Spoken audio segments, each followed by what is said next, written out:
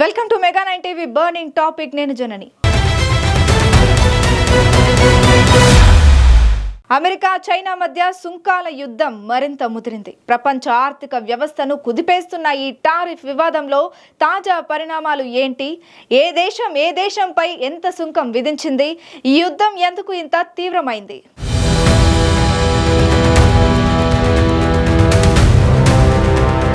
America China సుంకాల యుద్ధం మరింత హీట్ ఎక్కుతోంది. అమెరికా అధ్యక్షుడు డొనాల్డ్ ట్రంప్ చైనా నుంచి వచ్చే వస్తువులపై 145% సుంకాన్ని విధించారు.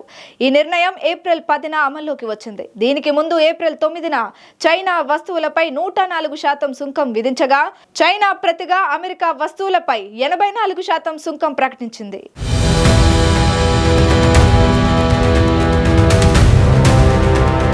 సుంకాల విషయంలో చైనా తగ్గేదేలే అంటుంది. ఏప్రిల్ 11న చైనా అమెరికా నుంచి వచ్చే అన్ని వస్తువులపై సుంకాన్ని 125%కి పెంచింది. ఇది ఏప్రిల్ 12 నుంచి అమల్లోకి రానుంది. చైనా వాణిజ్య మంత్రిత్వ శాఖ ఈ చర్యను అమెరికా ఏకపక్ష బెదిరింపు విధానానికి ప్రతిస్పందన అని పేర్కొంది.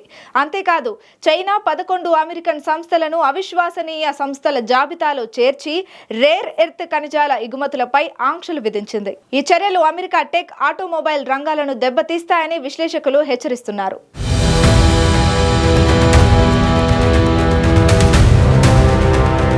ఈ సుంకాల యుద్ధంలో అమెరికా ఇతర దేశాలపై కూడా టారిఫ్లు విధించింది. కానీ తాజా పరిణామంలో మార్పు వచ్చింది.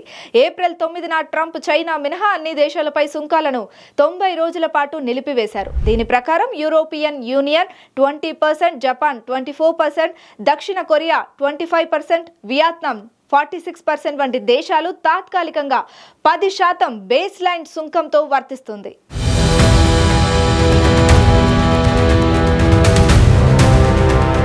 ఈ టారిఫ్ యుద్ధం ప్రపంచ ఆర్థిక వ్యవస్థను ఎలా ప్రభావితం చేస్తుంది? అమెరికాలో ధరలు పెరిగే అవకాశం ఉందని, వినియోగదారులు ఎక్కువ ఖర్చు భరించాల్సి వస్తుందని నిపుణులు హెచ్చరిస్తున్నారు.